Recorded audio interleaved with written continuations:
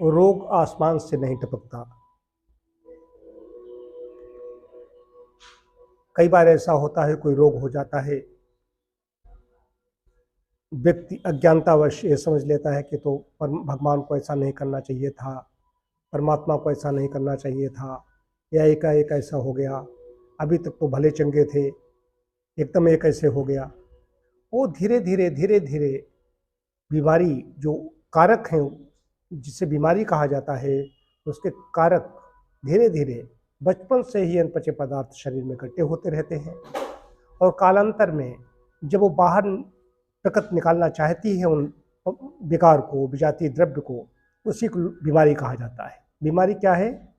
प्रकट द्वारा विषयों को बाहर निकालने की चेष्टा बीमारी है। लोग वो समझ लेते हैं कि ऐसा हो गया, दस्त हमें हो गए, फोड़े फुंसी हमें हो गए, जुकाम हो गया, जब है क्या, ये था, जुकाम था, संचित था, भरा हुआ था।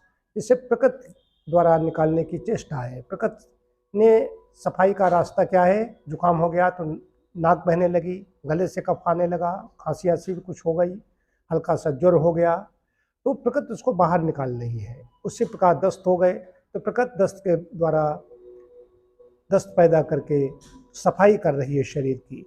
प्रकृति ने 4 रास्ते बनाए हैं मल निकालने के, मलाशय, मूत्राशय, मूत्र रूप में, और त्वचा पसीने के द्वारा, सांस जो कार्बन डाइऑक्साइड छोड़ते हैं। इन 4 तरीके से विष बाहर निकलता रहता है। लेकिन जब हम दिनों महीनों नहीं बरसों तक हमारा आहार संबंधी भूल चलती रहती है, खान पान में गड़बड़ी चलती रहती है, आहार विहार सब कुछ गड़बड़ रहता है, तो प्रकृति फिर ये मल निष्कासक अंग निष्क्रिय हो जाते हैं और विष अंदर इकट्ठा होने लगता है। कालांतर में बड़े रोग के रूप में उभर के आता है। उनको नए नए नाम दिए जाते हैं।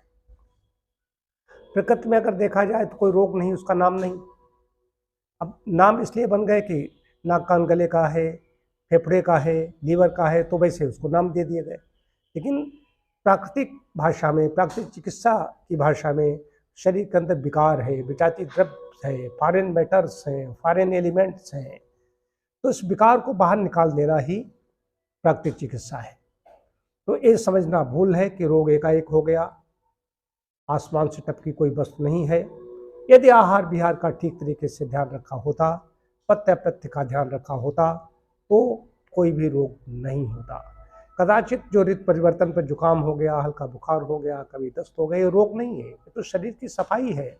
जब नशीली दवाएं इनको रोकने के लिए रोगी खाता है, सेवन करता है, तब ये विष अंदर रुक जाता है।